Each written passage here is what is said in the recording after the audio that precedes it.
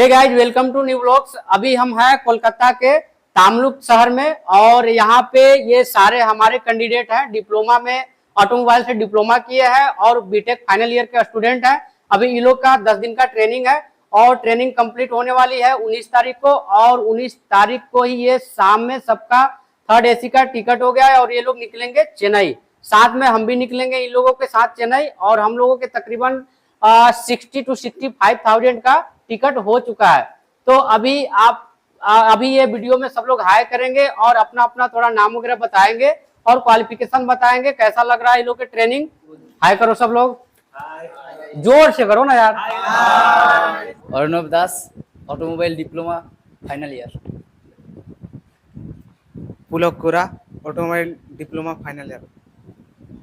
Subhajit Dhawaria, automobile BTech final year. Suparna Patla, automobile diploma first year. Saikat Das, automobile BTech final year. Sangita Mandal, BTech first year. Biswajit Jana, automobile first year. Sujay Das, automobile diploma. Sujan Maity, automobile diploma.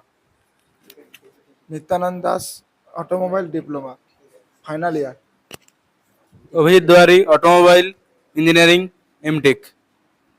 अभी दोस्तों ये लोग जाने वाले हैं job पे और जॉब भी परमानेंट, ऐसा कुछ नहीं है। 3 महीना का ट्रेनिंग होगा, 3 महीने के बाद ये लोग सारे फिर नौकरी करेंगे और मदरसन में परमानेंट रोल पे वहां पे चेन्नई में रहेंगे। हमारा 4 प्लांट है, एक नोएडा में है, दूसरा अहमदाबाद में है, गोरंटला में है और चेन्नई में है। तो यहाँ जो हम ट्रेनिंग दे रहे हैं इन लोग को, ये चेन्नई लोकेशन के लिए दे रहे हैं। ये सारे लोग चेन्नई में जाएंगे और ये सारे बंगाल के ही रहने वाले हैं, यही कोलकाता के ही लोकल रहने वाले हैं और यहीं से ये लोग डिग्री डिप्लोमा किए हुए हैं।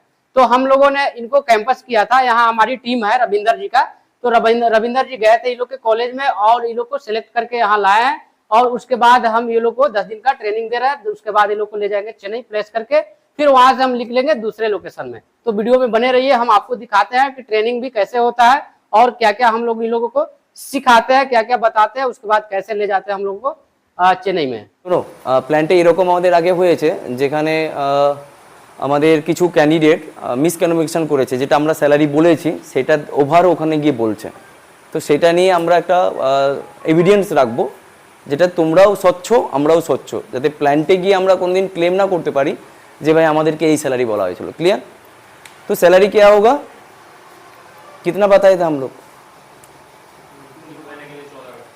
फर्स्ट 3 मंथ्स के लिए सीटीसी होगा 14,000 के आसपास, लेकिन पीएफ ईएसआई डिडक्ट करके हम लोग के पास आएगा 12,711, 12,711 रुपीज़ ये पीएफ ईएसआई डिडक्ट करके आएगा। क्लियर? फर्स्ट 3 मंथ्स के लिए हम लोग एज अ ट्रेनी रहेंगे। 8 आवर्स का ड्यूटी है और 3 टाइम्स खाना फ्री है और रूम फ्री है। क्लियर? सिर्फ 700 सैलरी से डिडक्ट होगा वो वीकेंड ऑफिस का जो बास है उसके लिए, और ये जो पूरा खाना फ्री है उसके लिए चिप कैंटीन का थोड़ा सा 200-200 रुपीज़ अप्रोक्स और बाकी 500 रुपीज़ ट्रांसपोर्टेशन का, टोटल 700 डिडक्ट होगा। क्लियर? मैंने ये सब पहले बता दिया था कि 700 सैलरी से डिडक्ट होता है फर्स्ट 3 मंथ्स। आफ्टर 3 मंथ्स हम लोग को सर्टिफिकेशन मिलेगा एज अ, हम लोग जो ट्रेनिंग कंप्लीट कर रहे हैं इसका एक मदरसन का तरफ से और संभव फाउंडेशन का तरफ से एक सर्टिफिकेशन मिलेगा, राइट? उसके बाद हम लोग क्या करेंगे, संभव फाउंडेशन का तरफ से संभव क्या करेगा, तुम लोग को मदरसन का जो डायरेक्ट ऑन रोल होता है उसको हम लोग ट्रांसफर करेंगे। ठीक है? उसके बाद सैलरी जो होगा एज पर क्वालिफिकेशन, जैसे मैंने बोला था कि 12 पास एंड आईटीआई जो होगा उसके लिए 21,000 सीटीसी होगा, एंड जो ग्रेजुएशन एंड डिप्लोमा होगा उसके लिए 23,000 सीटीसी होगा, और जो नॉर्मल 10 पास होगा उसके लिए 17,000 सीटीसी होगा। Okay, is it clear? Normal 12 पास और आईटीआई जो है उसके लिए 21,000 सीटीसी, जो सिर्फ आईटीआई किया है 10 पास करके वो भी 21,000 सीटीसी में जाएगा। लेकिन जो नॉर्मल 12 पास है उसके लिए नॉर्मल 10 पास जो है 10 पास के लिए 17,000 और 12 पास के लिए 21,000 सीटीसी होगा। क्लियर? हम लोग सब ने डॉक्यूमेंटेशन उसी हिसाब से किया है। 12 पास का मिनिमम है ना? 10 पास तो किसी ने नहीं है, तुम लोग तो 12 पास ही हो, राइट? ओके, आईटीआई जो कंप्लीट होगा, आईटीआई का जो मार्कशीट होगा, ठीक है, जो आईटीआई कर रहे हो अभी, सॉरी तुम लोग तो आईटीआई नहीं हो, जो बैच है हम लोग के पास अभी आईटीआई जो कंप्लीट होगा वो मार्कशीट अपलोड करेगा, उसी हिसाब से उसका पैसा सैलरी बढ़ जाएगा। ठीक है। ड्यूटी आवर्स रोटेशनल शिफ्ट है, कभी मॉर्निंग कभी इवनिंग कभी नाइट शिफ्ट होगा। Is it clear?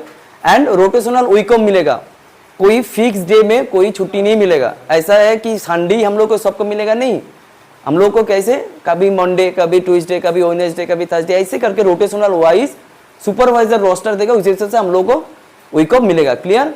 और आफ्टर 3 मंथ्स क्या होगा? सेम प्रोसीड्यूर, सिर्फ तुम्हारा सैलरी बढ़ जाएगा, लेकिन रहने के लिए जो रूम रेंट होगा वो तुम लोग को सैलरी से खुद ओनर को देना पड़ेगा आफ्टर 3 मंथ्स। और खाने के लिए जो है ड्यूटी का टाइम पे जो प्लान में हम लोग एक टाइम ड्यूटी खाना प्रोवाइड करेंगे जो ड्यूटी का टाइम पे।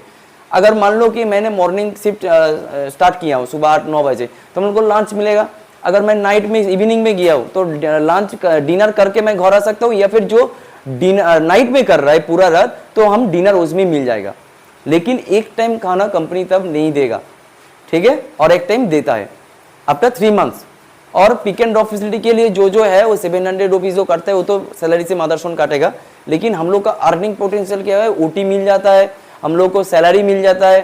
ठीक है, तो अर्निंग पोटेंशियल भी ह्यूज है, करीबन 24,000 से लेके 25,000 एज पर माई रिक्वायरमेंट, कि मेरा रिक्वायरमेंट कितना है कि मैं ओटी कर पाऊंगा कि नहीं कर पाऊंगा, मैं कितना ज़्यादा ड्यूटी करेंगे। छुट्टी का दिन में, वीक ऑफ का दिन में अगर मैं ड्यूटी करता हूँ तो उसका भी पे आउट अलग से मिलता है। राइट, समझ गए हो सब लोग? सैलरी का कोई कन्फ्यूजन है नहीं है ना?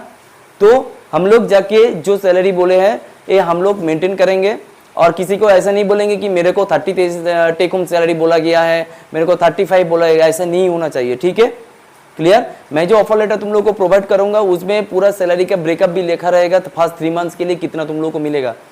सिर्फ देख लेना कि नेट टेक होम सैलरी 12,711 आ रहा है, ग्रॉस सैलरी 14,000 आ रहा है कि नहीं आ रहा है, जो कुछ भी है उसमें सब पूरा ब्रेकअप लिखा हुआ है। क्लियर?